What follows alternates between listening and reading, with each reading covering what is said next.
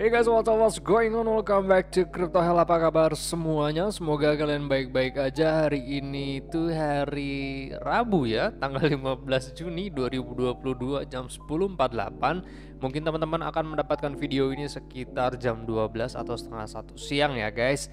Oke, kita akan melihat dulu proses pergerakan harga Bitcoin ya, karena rasanya memang masih tertekan aja nih ya. Bitcoin mengkhawatirkan banyak traders atau banyak investor Bitcoin, kemana sih sebenarnya harga Bitcoin itu akan bergerak. Nah, di sini kita akan melihat potensinya bagaimana berdasarkan data on-chain. Apakah memang saat ini reaksi pasar itu masih cenderung melihat agenda The Fed menaikkan suku bunga itu menjadi hal yang sangat menakutkan, yang menyebabkan harga Bitcoin, harga pasar cryptocurrency, dan juga harga S&P 500, Nasdaq dan kawan-kawan itu digenjot turun. Mudah-mudahan sih enggak ya guys ya. Tapi sebelum kita melihat ke teknik analisis dan juga data on-chain, gua mau iklan dulu. BingX adalah trading platform favorit gua guys, yang menyediakan spot market dan juga future trading. Nggak cuma itu, spread dan fee tradingnya pun termasuk rendah buat gua. Buat teman-teman yang mau daftar, gua menyediakan link referral yang ada di deskripsi. Dengan mendaftar menggunakan link referral Crypto Hell, kalian berhak mendapatkan trading rebate sebanyak 5%. Yuk kembali ke topik.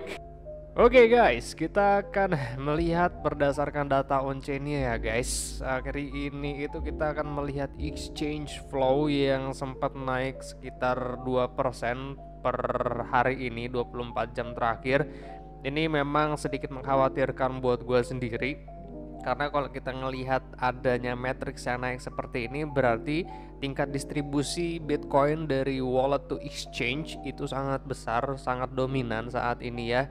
Jadi hati-hati, tekanan jual berpotensi untuk sangat besar dalam beberapa hari ke depan ya. Melihat sekarang pun ada agenda bahwa The Fed akan menaikkan suku bunga sekitar 0,75 BPS menjadi ya mungkin 125 sampai dengan 150 ya. Cuman gua rasa sih sebenarnya mau gua gak tahu ya kalau skenario mereka. Kalau mau gua sih janganlah ya, kasihan.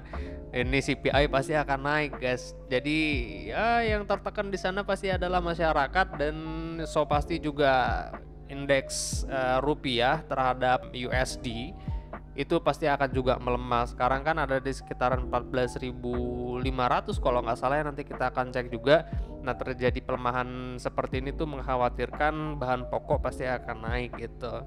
Nah, tapi kalau kita lihat dari sentimen yang ada, memang saat ini tuh tekanan jual atau distribusi koin, kalau kita lihat dari inflow yang sangat besar dalam satu hari belakangan ini ya.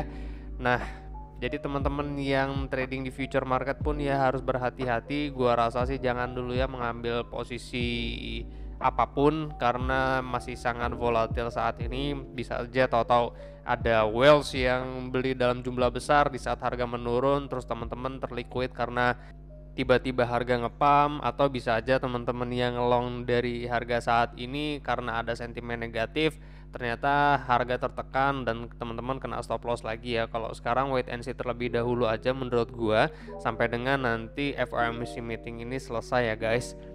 Nah, jadi kalau kita lihat dari exchange flow, kesimpulannya distribusi koin dari wallet holder ke dalam exchanger itu besar ya guys. Jadi teman-teman harus tetap waspada dan hati-hati. Kalau kita lihat dari flow indicator, minor position index ini juga masih kian menurun ya. 24 jam terakhir itu minus 0, something barusan. Cuman memang ada kenaikan sedikit tapi nggak terlalu signifikan sebenarnya, dan tetap kita harus hati-hati kalau miner ternyata mendistribusikan koinnya dari wallet mereka ke dalam exchange, berarti kan untuk dijual ya. Maka kita harus melihat jangan sampai matriksnya itu keluar dari area berwarna kuning. Kalau lebih tinggi daripada tersebut, mungkin di kisaran rasionya itu 8,5 seperti yang kemarin indeksnya ya, berarti tingkat penjualan yang dilakukan oleh para miner itu sangat besar ya. Nah, jadi teman-teman tetap harus berhati-hati untuk beberapa saat ke depan. Nah, kalau kita lihat dari exchange whale ratio saat ini pun sebenarnya nggak terlalu aktif juga ya para whales berdagang di dalam pasar, karena mungkin melihat sentimen saat ini yang masih cenderung negatif. dan cenderung untuk wait and see terlebih dahulu ya. Jadi teman-teman juga harus mengikuti aktivitas para whale saat ini yang wait and see. Jangan sampai teman-teman mengambil keputusan yang tidak pasti saat ini dan terkesan memaksakan, jadinya nanti teman-teman takutnya nyangkut terus abis itu justru jual di dalam keadaan loss. Jangan sampai gitu ya. Kalau memang teman-teman untuk long term ya udah beli aja terus tunggu halving pasti harganya naik.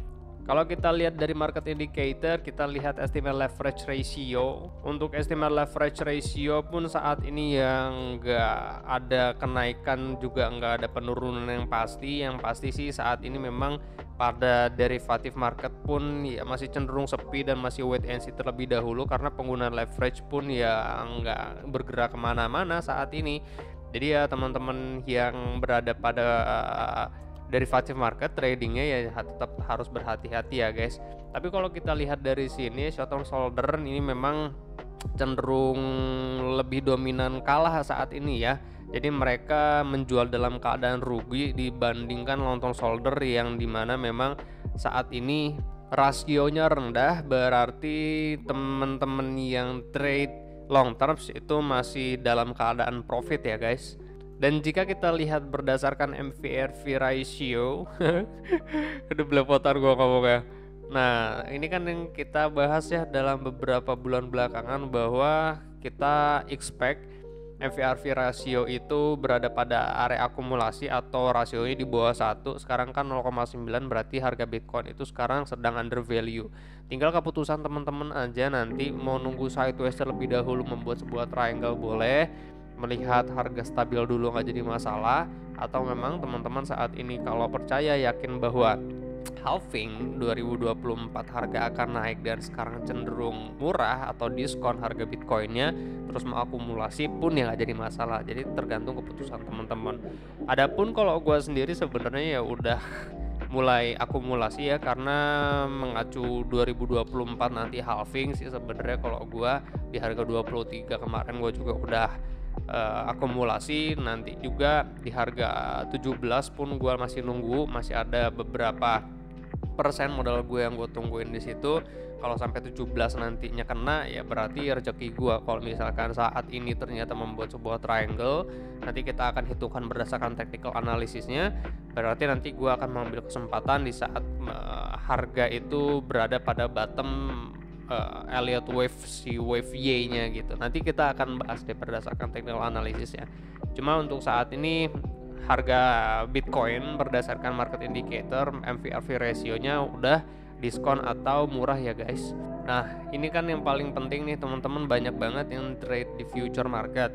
Kita harus melihat apakah open interest dan juga funding rate itu positif biar kita tahu bahwa sekarang market sedang longing buy position. Untuk saat ini enggak sama sekali, justru menurun, berarti kan pembukaan kontrak berjangka untuk longing buy itu belum ada, dominasinya sekarang short selling.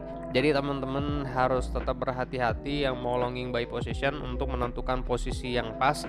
Kalaupun teman-teman sudah masuk ya berarti teman-teman ya pakai cross margin aja, terus menahan likuidasinya menggunakan margin yang tersisa di cold walletnya ya.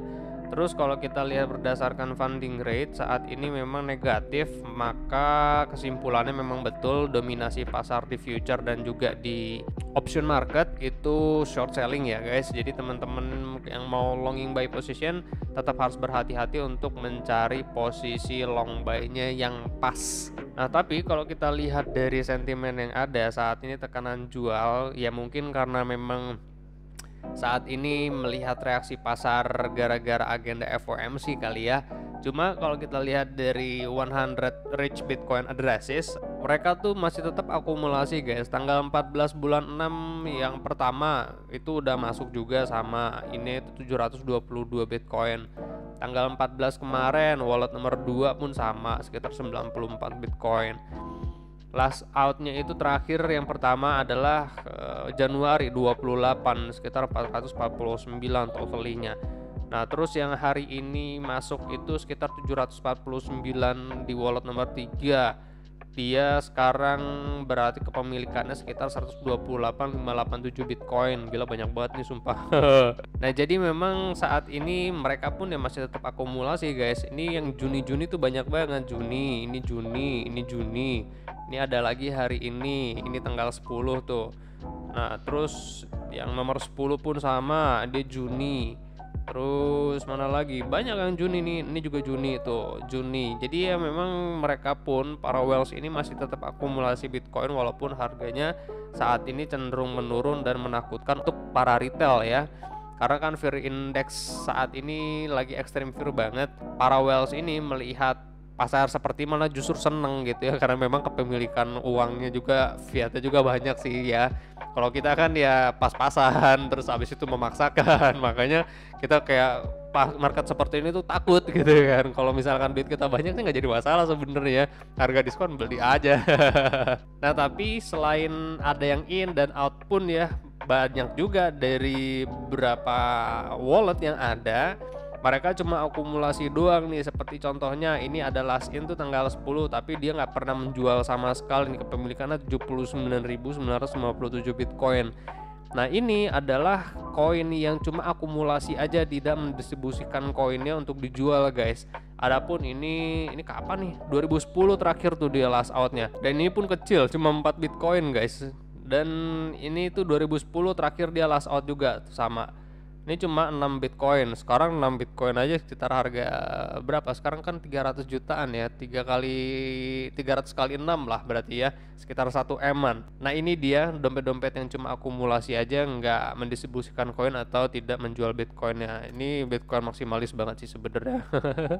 Nah untuk agenda FOMC hari ini banyak yang menarik banget ya, tapi yang kita fokuskan itu sekitar jam 2 siang waktu Amerika pastinya ya. Berarti di kita sekitar jam berapa tuh, jam 7, jam 8 atau jam 9 malam, karena perbedaannya sekitar 12 jam kalau nggak salah ya. Nah ini membicarakan tentang interest rate, suku bunga acuan untuk kuartal 2 nih. Kuartal 2 sekarang kan berapa nih? Januari, Februari, Maret, kuartal 1, April, Mei, Juni. Ya berarti ini kan penghujung akhir kuartal 2. Berarti ya memang betul mereka membahas tentang suku bunga apakah memang akan dinaikkan atau tidak. Jadi gua harap sih sebenarnya nggak ada kenaikan suku bunga ya, biar stabil-stabil aja, karena kan proyeksinya Juli Agustus kan harga Bitcoin biasanya naik kan kalau kita lihat berdasarkan siklus historical yang ada. Nah nanti kita akan lihat putusannya bagaimana nih FOMC press conference. Teman-teman nanti akan bisa lihat di YouTube atau di websitenya The Fed. Mereka biasanya akan live untuk press conference. Tinggal teman-teman nanti menyimak aja apakah positif ataukah justru negatif yang menyebabkan reaksi pasar itu tergonjang-ganjing ya guys. Nah jadi ya sekitar jam 2an lah, jam 2an sampai setengah 3 ini sangat-sangat krusial banget hari ini buat kita semua. Gue harap nggak ada volatilitas yang terlalu tinggi untuk hari ini ya guys. So ya untuk Bitcoin technical analysis, gue harap sih Bitcoin nggak tergonjang-ganjing hari ini. Karena kalau kita lihat berdasarkan smaller time frame kan tertahan di Fibonacci 2 atau 21 ribuan something dengan low 20.800an. Nah dengan proyeksi kenaikan potensinya kalau kita hitung berdasarkan harmonic pattern berarti kan sampai dengan 25.500 ya. Tapi ini bisa saja terjadi atau bisa juga tidak, karena saat ini kan sentimen pasar masih cenderung menurun. Jadi gua harap sih Fibonacci 2 masih bisa menahan harga Bitcoin agar tidak menurun lagi dan naik sampai dengan 25 ribuan something, 25.500. Tapi kalau untuk saat ini gua masih concern bahwa penurunan sampai dengan ke 17.611 ya, Fibonacci 1272 yang gua tarik itu berarti dari A sini sampai dengan B Fibonacci-nya untuk mendapatkan Fibonacci 1272, Fibonacci 1.13. Nah 1.13-nya itu udah broken dan 1272 adalah level support terakhir yang sebenarnya pas banget lah ya. Ada higher di sini kemarin, ada higher low di sini yang bisa menjadi level support. Lalu berdasarkan skenario-nya adalah karena kita sudah melewati flat.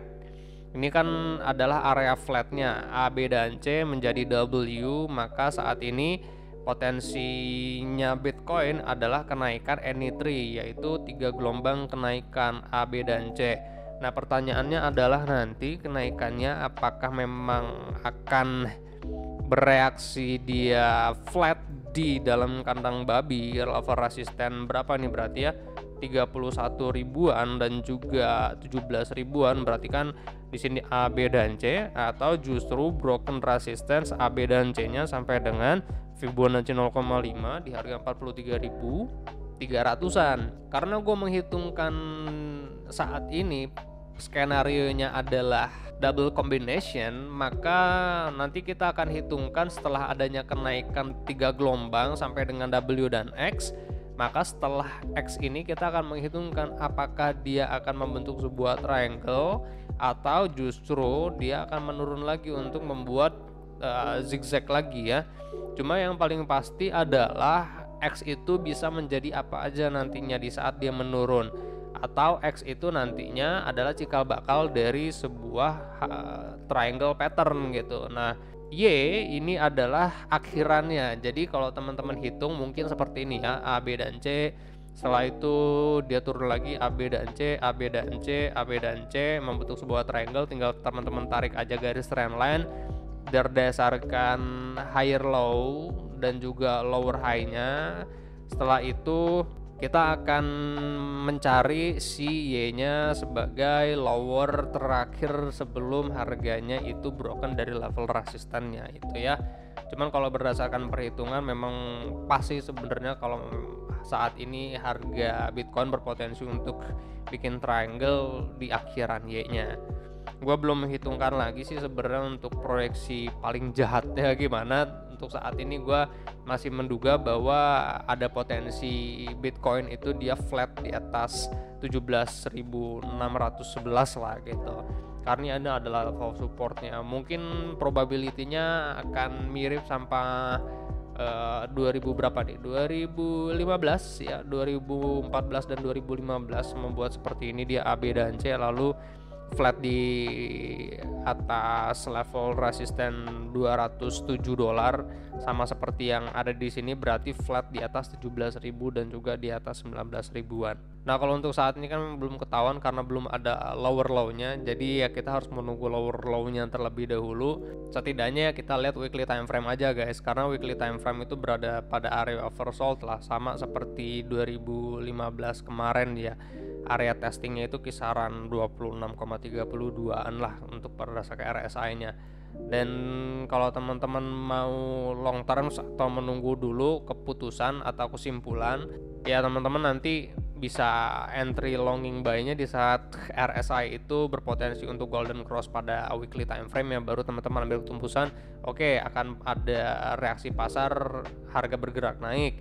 Karena RSI weekly time frame-nya dia golden cross, baru teman-teman ambil kesempatan untuk long buy pada harga berapapun. Kalau kita lihat 2015 kan dia golden cross itu di sini kan, berarti di kisaran harga $200, 246 kalau barusan. Nah, nanti tinggal disesuaikan aja berdasarkan harganya berapa. Nah, cuman yang paling pasti skenario-nya yang masih gue pikirkan itu adalah ini ya. Jadi tidak 5 gelombang penurunan dan masih berpotensi untuk flat di atas 17 ribuan. Oke, mungkin ini dia analisa yang bisa gue sampaikan siang ini. Terima kasih banyak buat teman-teman yang sudah menonton sampai dengan selesai. I do really appreciate it. Semoga analisa ini membantu teman-teman dalam mengambil keputusan. Thank you very much for watching. Gue Fahim Muhammad. Kalian jangan sakit-sakit sehat terus karena sehat itu mahal. I'll see you guys on the next video. Peace out.